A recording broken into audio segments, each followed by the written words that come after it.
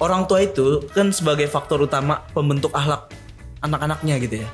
Sedangkan Nabi Muhammad itu ketika lahiran orang tuanya udah pada nggak ada gitu kan. Maksudnya ya gitu, nggak ada gitu orang tuanya. Memang betul faktor utama dari pembentukan akhlak adalah orang tua. Nah, itu untuk orang-orang reguler kayak kita. Orang-orang reguler. Bukan intensif.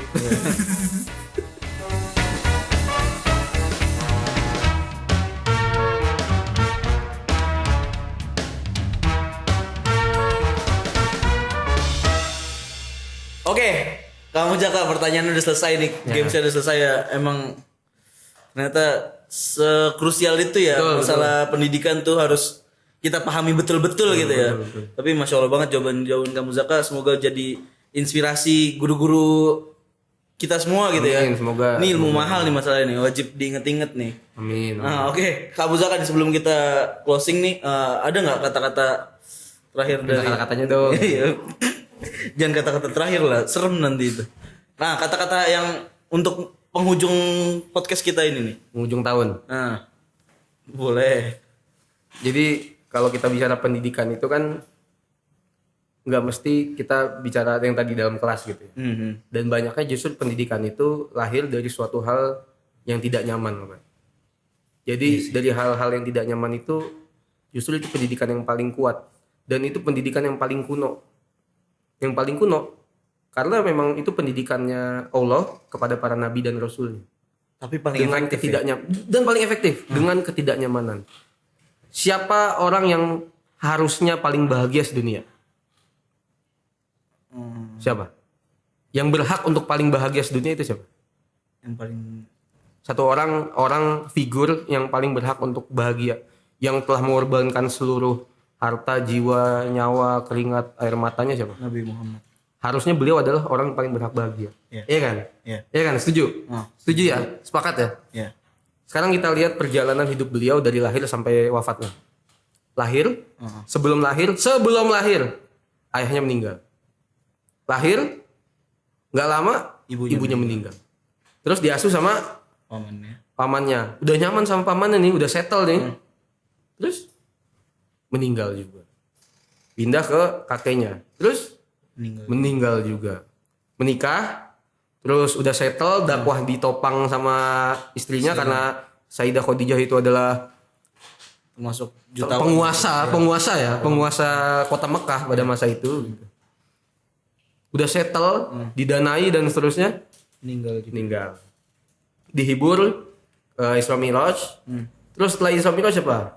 Perintah sholat. Terus habis itu apa? Kejadian apa lagi? Dikucilkan sama seluruh warga Mekah, ya kan? Terus apa? Diusir kemana?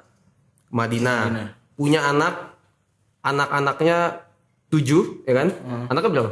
Anak Rasul. Anak-anak. Ya itu. Ada 7. Laki-laki berapa? 3 laki-laki. 3 laki-laki, 4 perempuan. Laki-laki ada yang sampai dewasa nggak? Nggak ada. Meninggal semua. Itu kurang sedih apa coba? Meninggal semua. Padahal ini mohon maaf, ini terlepas dari feminisme dan patriarki dan seterusnya ya. Dulu secara historis, dulu perempuan dan laki-laki itu lebih berharga berharga laki-laki, ya kan? Secara historis itu fakta. Ini terlepas dari feminisme dan seterusnya ya. Dulu era itu laki-laki yang dipandang, perempuan itu tidak sedipandang laki-laki. Meninggal semua. Anak-anaknya yang besar dan punya keturunan dari perempuan. Kan cobaan luar biasa. Terus anaknya meninggal semua, yang laki-laki meninggal sebelum dewasa dan seterusnya gitu. Terus paman yang paling dicintainya siapa? Abu Thalib. Paman yang paling dicintai yang ikut perang yang masuk. Nah, Hamzah bin Abdul Muthalib dong. Oh iya deh. Kan kakeknya. Meninggal lagi. Itu kurangnya itu nyamannya dari mana coba? Harusnya beliau adalah orang yang paling berhak bahagia. Karena memang beliau adalah gurunya guru. Sampai mentok deh. Mentok gitu. Dan harusnya beliau adalah orang yang paling bahagia. Tapi apa nyatanya? Diuji kok. Diuji dengan terjal banget kayak Gak ada yang bisa nandingin kayak untuk zaman sekarang ya. Betul. Boro-boro makan enak, orang diganjel perutnya gitu. Gimana coba? Saya yakinnya 100% nggak ada yang nonton ini nih, nggak ada orang yang lapar sampai diganjel perutnya, nggak ada pasti, nggak bakal ada. Karena dia malah beli kuota. Nah, beli kuota buat nonton. Iya bener. Berarti kan perut udah penuh gitu, Iya, baru beli kuota dan seterusnya. Berarti kan itu pendidikan dari Allah gitu kepada para rasulnya. Para nabi yang lain jangan ditanya lagi. Banyak juga. Nabi Ibrahim dibakar, pendidikan dibakar. Coba. Susah itu. Susah itu. Pendidikan dibakar gitu. Nabi Nuh pendidikannya apa? Dipisahkan sama istri dan anak kesayangan. Itu pendidikan semua. Nabi Ayub dikasih Penyakit.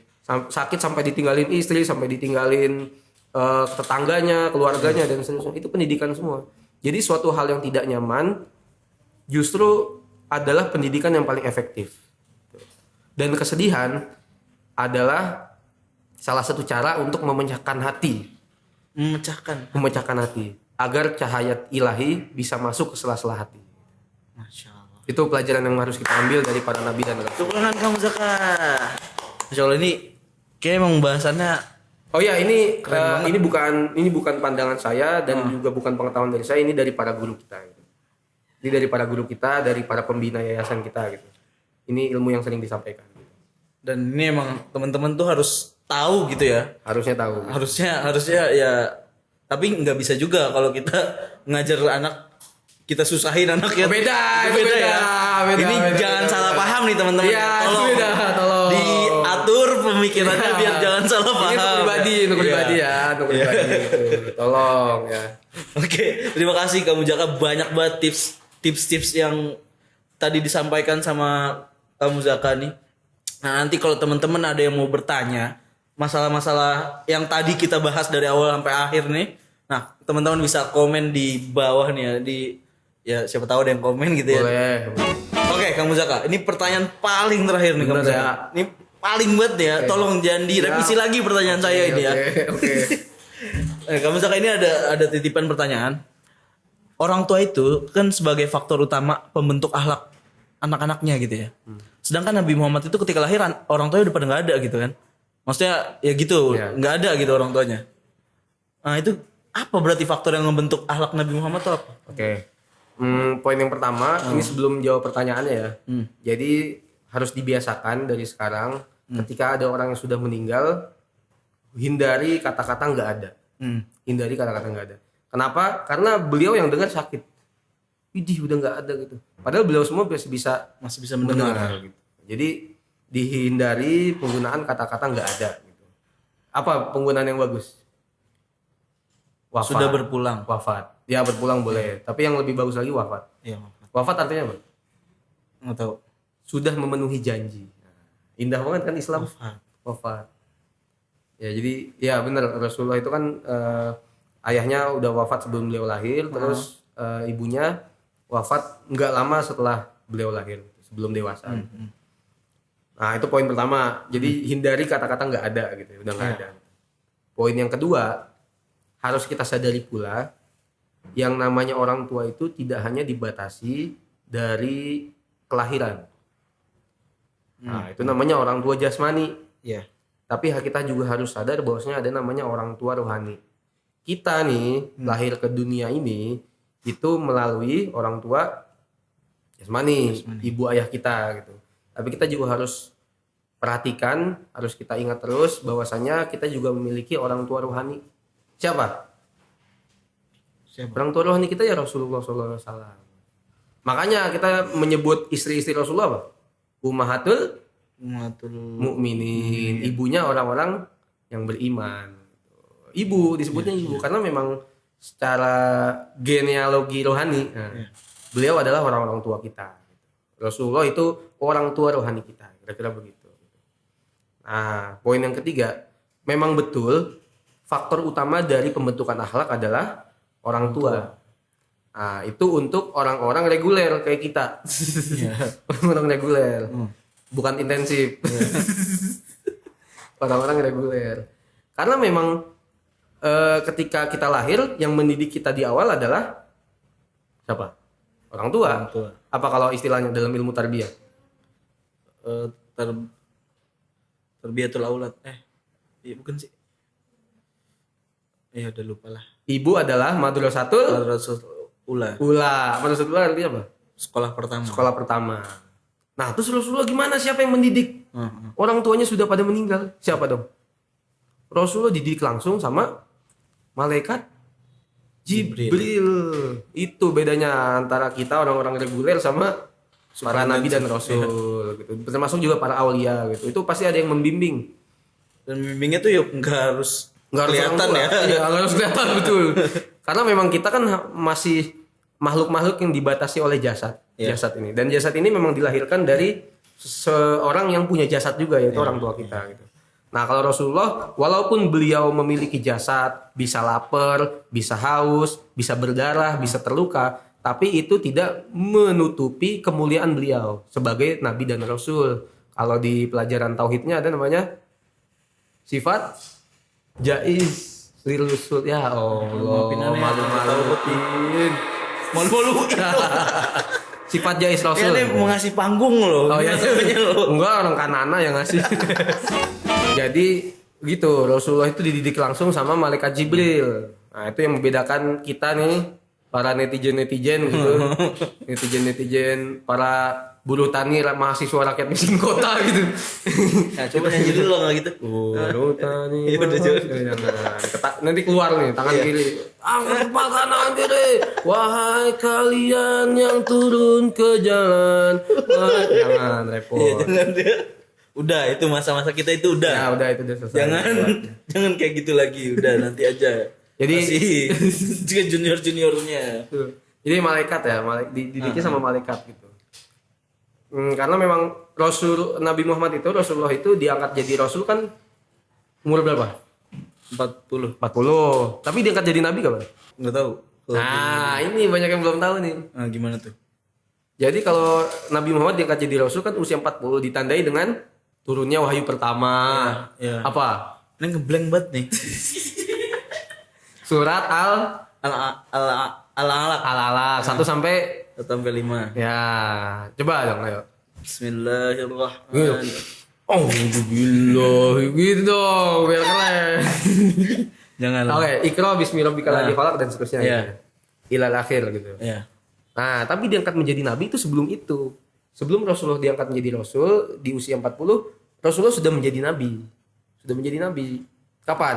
Enggak tahu tuh nih kalau kapan aja. Ada yang bilang ketika Rasulullah lahir diangkat menjadi nabi. Ada yang bilang juga pendapat lain sebelum lahir pun sudah menjadi nabi. Kayaknya megang yang kedua tuh. Boleh. Selama ada ulama yang bilang nggak apa-apa dipegang. ya.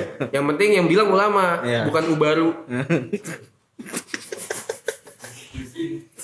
Jok bawa bapak lagi parah nih. Sial.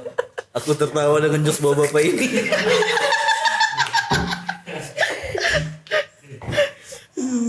Umur nggak bisa bohong ya. Iya. Ya gitu. Jadi yang penting ada ulama yang bilang itu dipegang pendapat. Jadi ada yang bilang terus pas begitu lahir jadi nabi, ada yang bilang sebelum lahir pun udah jadi nabi. Ada yang bilang setelahnya juga ada. Jadi udah jadi nabi. Nah, berarti sebelum Rasulullah itu diangkat jadi rasul kan berarti apa yang beliau lakukan dan katakan juga hadis dong. Iya. Berarti bertapa di gua adalah salah satu sunnah nabi. Iya. Iya, bisa. Oke, itu nanti dibahas. Itu agak panjang itu kayaknya. Tapi menarik banget sebenarnya. Menarik. Nanti Ya. kita, Itu biar pada mikir aja. Biar pada mikir. perlu ada part 2 enggak ini? Terserah. Terserah, berarti mau karena ya Asal- bisa diatur aja.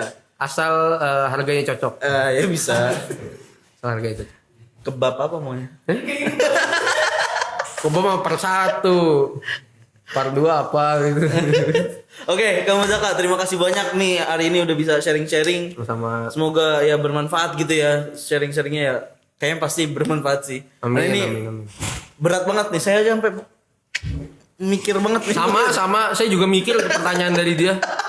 Sama. Ini emang pertanyaannya agak-agak tricky tadi ya. Tapi alhamdulillah dijawabnya malah masih kiasan ya, malah ya. Lebih bagus gitu jawabannya, nggak template buku gitu Alhamdulillah, ya. itu dari Ini para ciri-ciri guru, orang para guru. berilmu mungkin ya. Enggak, itu ilmu dari para guru aja. Ya, amin lah. Ini cuma pemantul.